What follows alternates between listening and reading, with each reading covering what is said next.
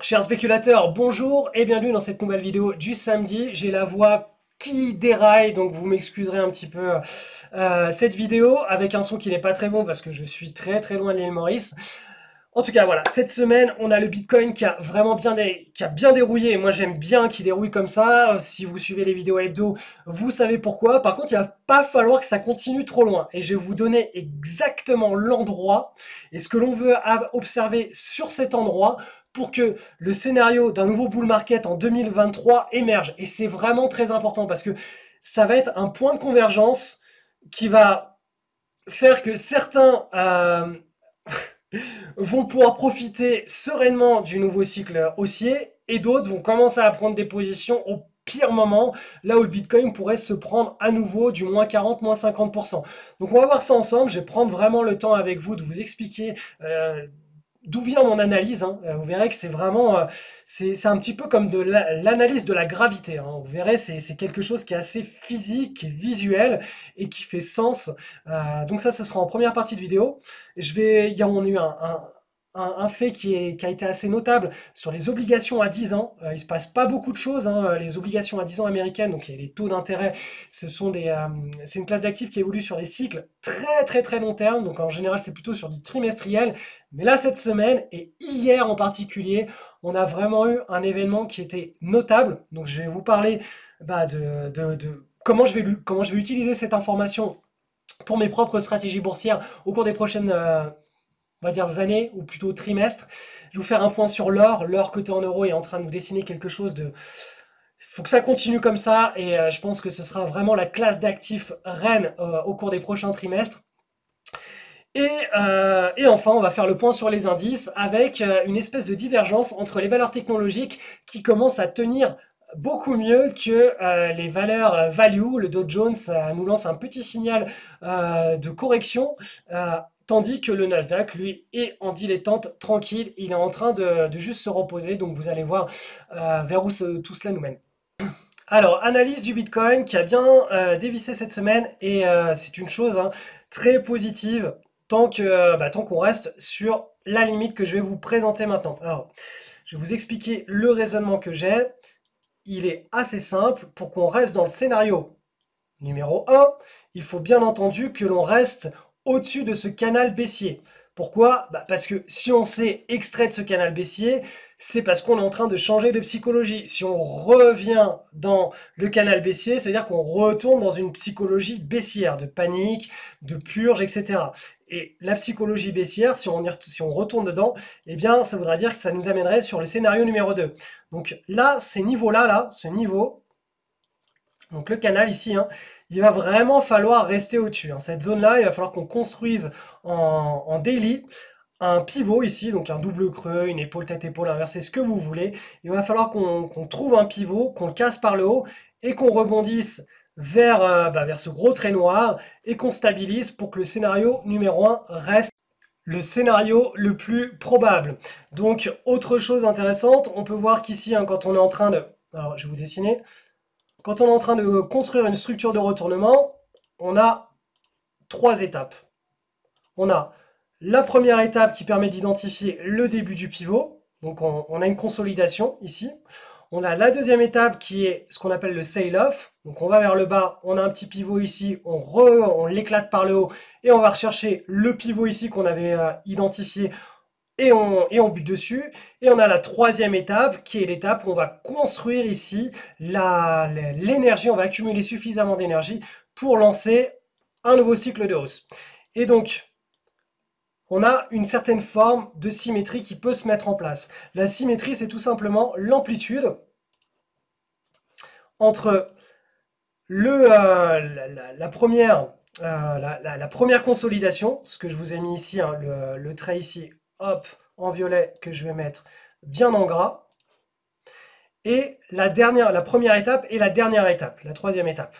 Donc on peut avoir ce genre de symétrie si notamment on a affaire à ce que les chartistes appellent une épaule, tête, épaule inversée. Inversé, pourquoi? Parce que épaule, tête, épaule, ça c'est quand on arrive en haut de marché. Quand on arrive en bas de marché, les structures de retournement sont des épaules, tête, épaule, mais on inverse le tout. Donc là, si on a une symétrie qui est parfaite, ça veut dire que par rapport au pivot, le point bas attendu pour qu'on ait une structure de retournement, eh bien vous voyez, on a une zone de convergence. C'est là aussi hein, le haut du canal baissier. Donc à partir du moment où on construit en journalier, je le répète, une structure de retournement sur ces niveaux-là, ça veut dire que le scénario numéro 1 restera le scénario qu'on va favoriser. Et bien entendu, si on casse et qu'on revient à l'intérieur du canal baissier, eh bien on refavorisera à nouveau le scénario numéro 2. Mais pour le moment, c'est pas celui qui nous intéresse le plus. Donc là, ce que l'on va suivre en réalité hein, au cours des prochains jours et même des 2-3 prochaines semaines, ça va être en journalier de voir ici comment est-ce que les cours vont grosso modo se comporter. Donc là, on va vouloir assister à quelque chose comme ceci. Hop, donc il y a une cassure. Il va falloir qu'on ait une cassure par le haut avec un pivot qui soit clairement identifié, qui soit tapé à plusieurs reprises. Et si on assiste à quelque chose comme ceci avec une cassure vers le haut, ça voudrait dire que sur l'unité de temps supérieure, on est en train de rebondir ici hein, sur cette zone-là, hein, sur le haut du canal, et qu'on est toujours dans notre scénario numéro 1. Donc, vous voyez, hein, c'est quelque chose d'assez simple en réalité. Hein. J'utilise juste des convergences et des symétries. C'est comme ça qu'on utilise les outils de chartisme, mais vous n'avez pas besoin d'aller aussi loin dans les analyses, etc. Honnêtement, on attend simplement qu'un nouveau cycle se mette en place pour prendre une position. Là, je suis en train de vous expliquer le raisonnement d'un spéculateur, pourquoi il doit rester patient, pourquoi est-ce que je prends pas position ni là, ni là, ni là, ni là, ni pendant toute la baisse, et pourquoi est-ce que j'attends un signal précis. En réalité, ce signal, il peut très bien arriver en 2025, et vous allez m'entendre jusqu'à 2025 tous les week-ends vous sortir des scénarios différents sans jamais prendre position. Où je peux très bien ne jamais parler du Bitcoin pendant 1 an, 2 ans, 3 ans, et vous sortir une vidéo un jour en vous disant, bah voilà, boum, je prends position sur le Bitcoin parce qu'on a un potentiel signal de top départ de nouveau bull market. Donc voilà, l'idée de la vidéo hebdo, hein, c'est de vous mettre un petit peu dans la tête d'un spéculateur qui fait ça depuis plus de 15 ans et de vous expliquer comment est-ce que je vois les scénarios se faire et se défaire. En aucun cas, j'ai de boule de cristal, d'ailleurs personne n'en a, on le sait tous, on a aucun moyen de prédire l'avenir sur les marchés financiers, et tous ceux qui viennent voir des vidéos sur YouTube en pensant que quelqu'un va leur annoncer l'avenir sur les bourses, je pense qu'ils devraient changer d'activité parce qu'ils vont aller de grosses déconvenues en grosses déconvenues.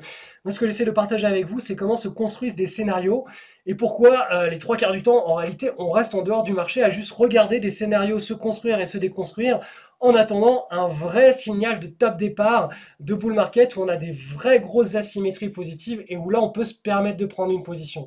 Mais là, la spéculation, c'est pas aussi intense qu'on aimerait que ça soit.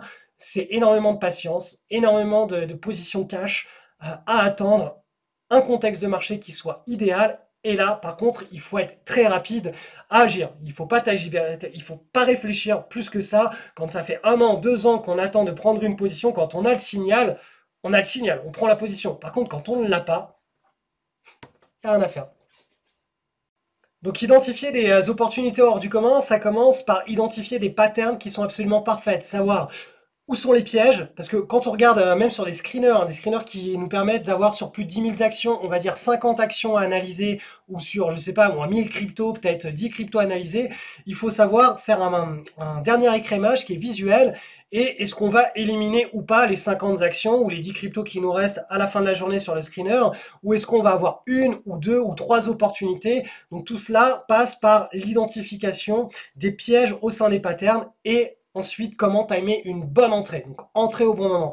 Et sur des patterns qui sont parfaites, on va utiliser certains types d'entrées en position. Et sur des patterns qui sont un petit peu moins parfaites, il va falloir qu'on ait certains éléments pour pouvoir entrer en position dans certains cas.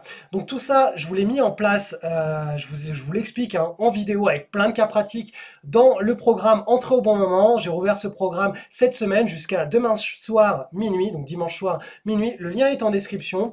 Vous pouvez d'ailleurs faire un test, hein, je vous ai mis... il y a 13 graphes ici et vous pouvez faire le test à savoir si juste avec vous, vos compétences, vous êtes capable eh bien, de trouver enfin, les actions qui sont les bonnes ou pas, en tout cas les graphes, parce que ça peut très bien être sur des crypto-monnaies, les graphes qui proposent de vraies bonnes prises de position et ceux qui présentent trop de pièges. Et sachez que ça, que je l'avais à l'époque, j'avais proposé ce test à ma communauté et j'avais eu 91% de réponses inexactes avec juste, il y avait combien? Il y avait 13, je crois qu'il y en a, ouais, ça, il y a 13, il y a juste 13 questions, 13 graphes, 91% d'échecs à ce test. Donc je vous invite à aller voir ces graphes, de vous prêter au jeu. Et si vous voulez aller un petit peu plus loin, eh bien la formation Entre en bon moment vous permet de réussir tout simplement ce test. Et ceux qui veulent aller encore plus loin, j'ai ouvert l'Académie Swing Trader Daily, pareil, hein, jusqu'à demain minuit. Donc c'est simplement le pack des 7 formations au Swing Trading Daily. Si vous l'avez ou si vous voulez le compléter, c'est le moment où vous pouvez rejoindre l'Académie Swing Trader. Ça vous fait les 7 formations, vous complétez ou pas à moins 30% et vous rejoignez le canal dans lequel chaque jour, avec la team, on vous met à disposition des cas pratiques, des opportunités de swing trade en daily et tout ça pour vous faire travailler en réalité vos compétences. Ce sont les compétences que je vous transmets au travers des 7 formations de swing trading daily. Et donc chaque jour comme ça, avec la team, on vous fait travailler ces compétences pour que ça devienne des automatismes et qu'à la fin, au bout d'1 an ou 2 ans, ce soit vraiment des choses qui soient ancrées en vous, vous n'ayez même plus besoin de réfléchir. Voilà, c'est comme se brosser les dents, on se demande pas si on tourne par là, par là, par là, non. On se brosse les dents, on pense même à autre chose quand on se brosse les dents. Idem, quand on conduit, des fois on rentre chez soi, on sait même pas comment on est arrivé devant chez soi, on a juste conduit parce qu'on a créé des automatismes qui nous permettent de rentrer chez nous en sécurité. Et bien là, c'est un petit peu l'idée de cette académie.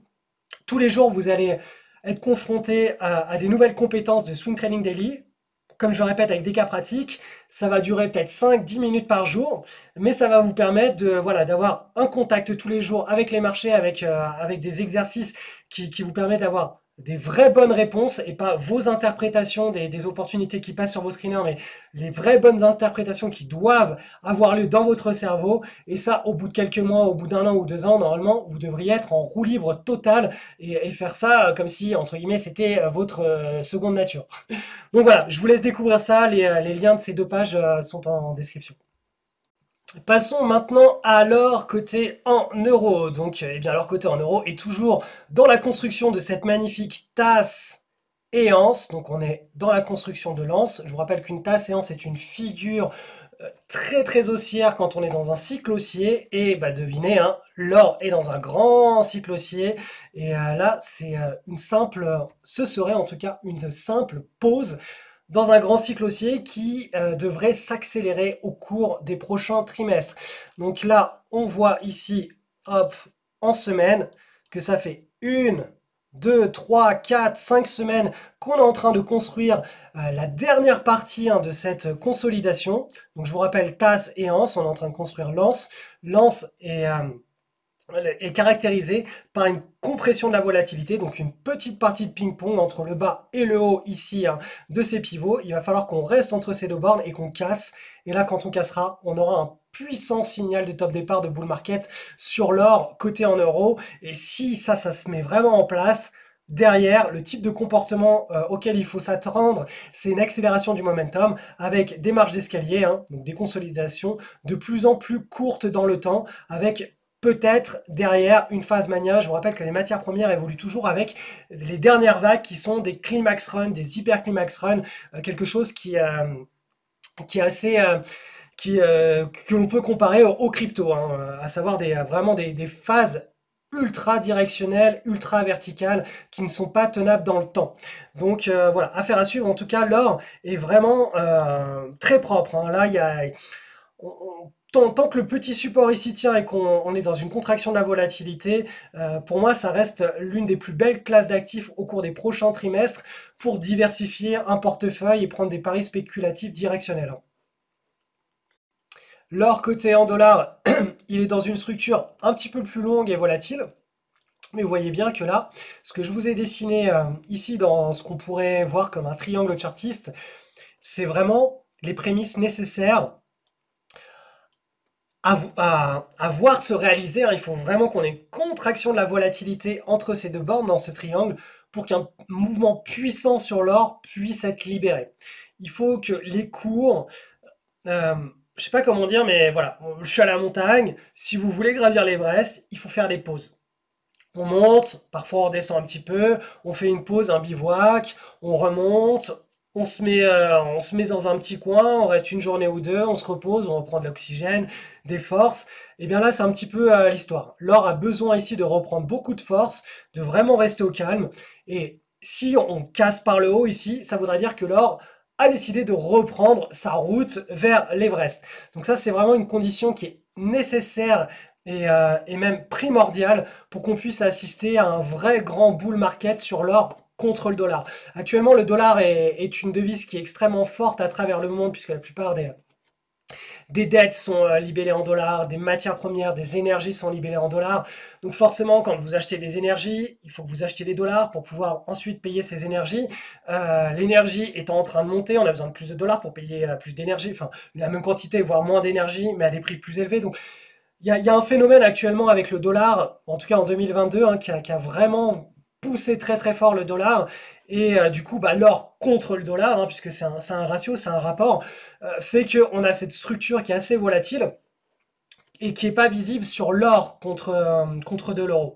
Mais la logique derrière, la logique cyclique, elle est la même, hein. L'or coté en dollars, si je vous le mets en mensuel ou carrément même en trimestriel, on est dans un grand bull market, hein. Vous voyez qu'ici, là, pendant le trimestre avril 2019, on a lancé le nouveau bull market et là on est simplement dans une pause avant potentiellement une reprise et les conditions macroéconomiques sont extrêmement favorables alors puisqu'on est dans une logique de taux d'intérêt réel négatif, ce qui historiquement est le terrain le plus fertile pour l'or, puisque historiquement, à chaque fois qu'on a été dans des taux réels négatifs, eh bien l'or a pu enregistrer de très beaux bull market. Alors on a eu un événement assez notable hier notamment.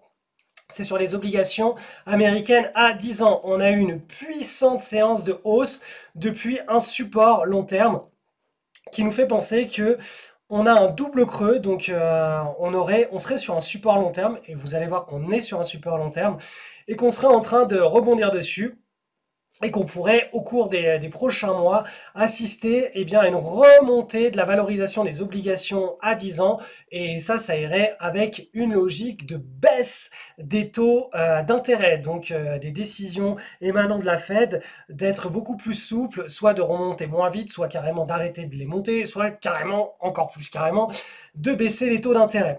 Donc, je vais vous passer ça maintenant en semaine. Donc là, on a une image avec un petit peu plus de recul.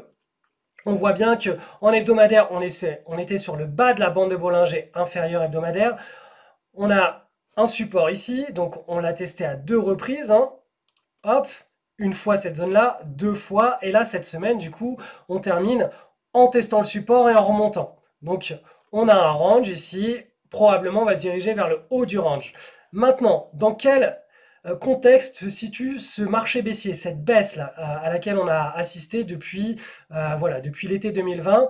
Les obligations à 10 ans n'ont fait que baisser parce que les taux d'intérêt ont recommencé à augmenter suite on va dire à la mise en place du nouveau cycle inflationniste lié à la crise Covid, à la guerre en Ukraine, aux tensions macroéconomiques, aux tensions internationales. Donc on va monter d'une unité de temps. Allez, on monte maintenant en mensuel sur les obligations à 10 ans. En mensuel, on voit qu'on est sur une zone de support. On l'a cassé ici, on est revenu la ressaisir ici, on est revenu la casser ici, là on vivote autour, donc là on est vraiment sur une zone de support, on se demande est-ce que cette zone de support va tenir, à savoir est-ce que le petit pivot ici que vous voyez en mensuel va être cassé et là on va assister à un rebond magistral des obligations à 10 ans et donc une baisse des taux d'intérêt magistrale du côté américain au cours des prochains trimestres, ou est-ce que c'est simplement une temporisation avec effectivement une grande vague inflationniste, et là on casserait par le bas, et on aurait des énormes vagues de taux d'intérêt, de remonter les taux d'intérêt de la Fed au cours des prochains trimestres et les prochaines années, amenant bien simplement les obligations à baisser d'autant plus. Donc ça, on ne peut pas le savoir. Mais par contre, tout ce que l'on peut voir actuellement, je vais vous montrer ça en trimestriel, c'est que on est sur une zone de support à très très long terme. On a à la fois un élargissement chartiste. On a les bandes de Bollinger ici, hein. On est en bas ici en trimestriel. On est vraiment ici à la croisée des chemins. Donc, je pense qu'on va très très rapidement être au fait du prochain grand cycle inflationniste. Est-ce qu'il va vraiment se mettre en place ou pas? Est-ce qu'il va être extrêmement fort ou pas? Puisque forcément les États-Unis, hein, la Banque centrale américaine, va favoriser non pas le chômage et l'économie américaine, mais le maintien du taux d'inflation. Ils vont essayer de faire en sorte de maintenir l'inflation autant qu'ils peuvent. Donc, ils vont agir sur les taux d'intérêt. C'est leur politique. Donc vous voyez, hein, qu'ici on est sur un support à très très long terme, un support comme on a rarement été le tester. Là, ça fait 2 trimestres, on est en train d'entamer la deuxième chandelle trimestrielle. Et je vous rappelle, je vais repasser ça en semaine. Là, on est en train de rebondir sur le support, mais on a un range. Et ce range, si je vous le passe en mensuel, il va être décisif. Soit on repasse au-dessus du pivot et on peut se détendre un petit peu sur toute la théorie du grand cycle inflationniste ou d'hyperinflation qui pointe son nez. Soit on casse vers le bas et là on peut commencer à vraiment s'inquiéter, entre guillemets. On peut commencer à prendre des décisions qui vont aller dans le sens d'un grand cycle inflationniste. Donc ça, de mon point de vue, ça va vraiment être ma boussole quant à la grande crise, si on peut appeler ça une crise, hein, inflationniste qui devrait toucher les États-Unis et indirectement le monde derrière. Allez, c'est parti pour l'analyse du SP500. Je vous ai schématisé ça de manière plus claire et plus simple. J'essaie de vraiment réduire au maximum les traits, les tracés dans tous les sens pour que vous ayez une vision assez synthétique, à savoir, on est dans un range, hein, on est en train de dessiner une grande marche d'escalier depuis le début de l'année 2022. Là, au-dessus de ces niveaux-là, on repart potentiellement dans un nouveau cycle haussier, c'est-à-dire que là, ça veut dire on prend l'escalier pour monter, ça peut prendre beaucoup de temps, plusieurs mois, plusieurs trimestres, pour dessiner une nouvelle jambe de marché haussier. Tant qu'on est entre ces deux bornes, on est dans ce qu'on appelle un range market, à savoir beaucoup de volatilité, notamment drivé par des annonces macroéconomiques à court terme, donc crainte inflationniste, crainte d'une guerre, crainte, peu importe, dès qu'il y a une grosse news macroéconomique qui tombe, ça impacte très fortement la directionnalité des marchés financiers. Et c'est pour ça qu'on appelle ça du range market, du ping-pong market. Parce qu'à la moindre news, boum, ça peut partir très fort vers le haut du range, très fort vers le bas du range. C'est des zones de nervosité. Et bien entendu, si on passe en dessous, hein, le range market, là, on évolue dans une zone où un nouveau cycle baissier se met en place. Donc, vous voyez, c'est très schématique, c'est très simple. Ça fait pas mal de mois, ça fait 1 an et demi même qu'on est dans un range market. Donc là, la grande question, c'est qu'est-ce qui se passe? Tout simplement, on attend qu'on passe au-dessus d'une des deux bornes pour avoir une vision beaucoup plus claire, un consensus, un mouvement, on va dire, moutonnier sur le moyen long terme. Pour qu'on assiste à ce type de mouvement, il faut qu'on passe l'une de ces deux bornes. Tant qu'on ne sera pas au-dessus ou en dessous de l'une de ces deux bornes, on sera toujours dans un ping-pong market. Donc, là, on a clairement une figure, une structure, pour le moment, qui reste une structure de retournement, donc qui irait dans la faveur d'un nouveau cycle haussier, mais on peut pas se prononcer tant qu'on n'a pas le breakout là qui devrait avoir lieu, on va dire d'ici l'été 2023, si on repart vraiment dans un nouveau cycle haussier. En attendant, voilà, on a une semaine de baisse. Là, on est toujours dans une épaule, tête, épaule, potentiellement la deuxième épaule inversée là, elle sera en construction, donc il va falloir que on stabilise. Alors là, vu la tronche qu'on vient de vivre cette semaine sur les marchés, c'est pas du tout dit que ce que je vous ai dessiné là, ça tienne, hein. Il est même probable qu'on aille beaucoup plus bas et qu'on aille chercher le bas du range. On verra ce qui se passe, hein. Comme je vous l'ai dit, dans un range market, s'il y a de la nervosité, il y a une grosse annonce macroéconomique, eh bien, on peut aller très très vite du bas vers le haut, vers le bas, vers le haut. C'est du ping-pong.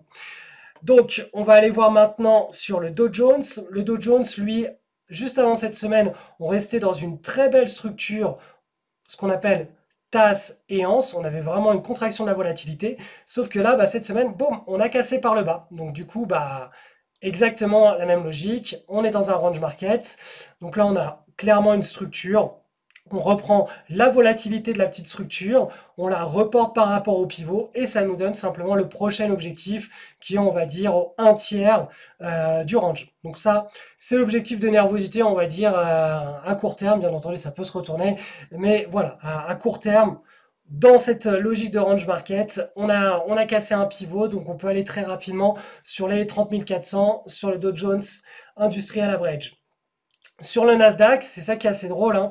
Le Nasdaq qui a été très fortement impacté pendant l'année 2022, eh bien lui, il a vécu une semaine assez cool, hein. On a l'impression qu'il a même pas baissé, hein. Quand on compare cette structure-là, ça c'est une petite structure de drapeau, donc continuation de tendance haussière vers, là ce que je vous ai entouré en vert, c'est une zone de forte résistance qui sépare, encore une fois, le range market du marché haussier, du nouveau cycle haussier. Donc on est très loin d'être encore dans un nouveau cycle haussier, mais vous voyez que là on dessine une impulsion vers la borne supérieure. Donc là, actuellement sur 1, 2, 3, 4, 5 semaines, on est dans une petite marche d'escalier, un petit drapeau chartiste, hein, donc une petite pause, hein, on souffle, hein.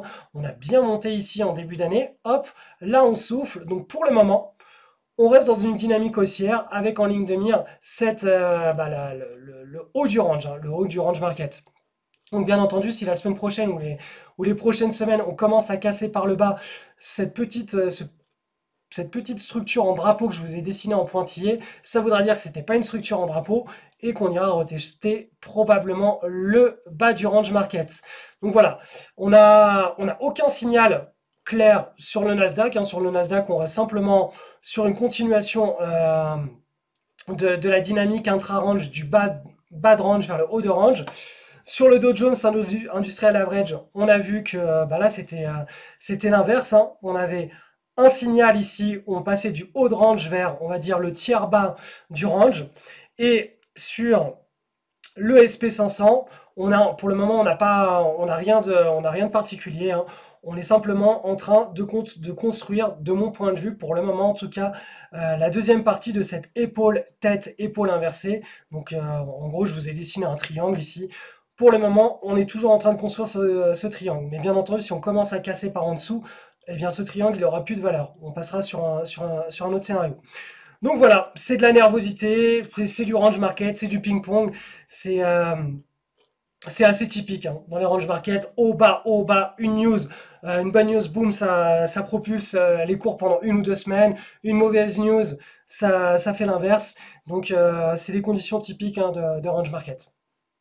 Et bien entendu, je vous rappelle l'image à long terme et l'image qui me permet moi de rester pour le moment optimiste, hein, sur le déroulement des choses, hein, sur les marchés financiers, malgré la macroéconomie. Je suis comme tout le monde, hein, je suis informé, je sais qu'il y a la guerre en Ukraine, je sais qu'il y a des grosses tensions inflationnistes, je sais que c'est compliqué dans le monde entier. Bon, il y a la Chine quand même qui est en train de réouvrir et qui devrait relancer une partie de l'économie mondiale, mais on est effectivement sur des grosses tensions économiques à l'international. On est sur des marchés qui sont extrêmement survalorisés, notamment aux États-Unis, ce qui n'est pas forcément le cas en Europe et dans certaines parties de l'Europe.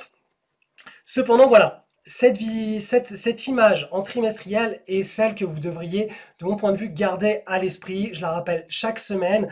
On est sur le scénario numéro 1 pour le moment. Depuis la crise des subprimes, scénario haussier, on est toujours en train de prendre appui, hein, sur ce support dynamique, hein, la moyenne mobile à 20 trimestres. On est toujours dessus, on a pris appui. Donc tant que c'est pas cassé, on est sur le scénario numéro 1 qui est le scénario de on continue ce grand bull market. Scénario numéro 2, celui d'un grand range market, il se mettra en place, on pourra commencer à y penser uniquement si le support ici casse. Et le support, je vous l'ai mis bien en avant, c'est le support du bas du range market. Si on le casse, on est dans un nouveau cycle baissier et en trimestriel, ce cycle baissier, vous voyez, on passerait de ce support-là à ce prochain support-là qui est autour de moins 40% par rapport au niveau actuel. Donc pour le moment, on n'y est pas du tout. On est plutôt dans la continuation, hein, de la dynamique du grand bull market qui a été initié en 2008. Donc c'est pour cela que je privilégie, hein, dans ma vision des choses, une continuation vers le haut. Donc bien entendu, il va falloir que ça se conclue, hein, et ça se concrétise. Il va falloir qu'on casse, hein, le haut du range. Mais voilà, je reste optimiste vis-à-vis de cette image trimestrielle. Donc avant de nous quitter, je vous rappelle, faites le test, hein. Entrez au bon moment. Est-ce que vous êtes capable de trouver les meilleurs patterns et de savoir s'il faut entrer au niveau du pivot, au-dessus du pivot, avant le pivot? Vous avez 13 exercices. Je vous invite à vraiment réaliser puisque une bonne entrée, enfin, comme on dit souvent dans l'immobilier, la plus-value se fait à l'achat. Et bien en bourse, c'est un petit peu pareil. Si vous sélectionnez une extrêmement bonne opportunité d'un point de vue graphique et des volumes et que vous entrez au bon moment, vous avez 80% du travail qui est fait. Le reste est beaucoup plus simple que quand vous vous trimballez des mauvaises opportunités que vous devez les gérer, gérer des coupes dessus, des sorties de position, tenter de faire des profits sur des mauvaises opportunités. C'est une galère absolue. Donc vaut mieux trader 10 fois moins mais 10 fois mieux. Donc ça, c'est un petit peu l'objet de Entrer au bon moment de ce test. Et si vous voulez aller encore plus loin, le programme est ouvert jusqu'à demain soir minuit, dimanche soir minuit. De même que l'académie, hein, si vous voulez rejoindre cette académie. Donc en gros, c'est le canal, mon canal privé sur le Swing Trading Daily où tous les jours on vous fait voilà, on vous prépare des petites choses qui vous permettent de devenir un meilleur spéculateur. C'est gratuit, mais il vous faut simplement avoir les 7 formations au Swing Trading Daily et je vous propose de les avoir, de les récupérer à moins 30% ou de compléter votre arsenal à moins 30%. Ça, c'est en description le lien. Et pareil, c'est jusqu'à dimanche soir, minuit.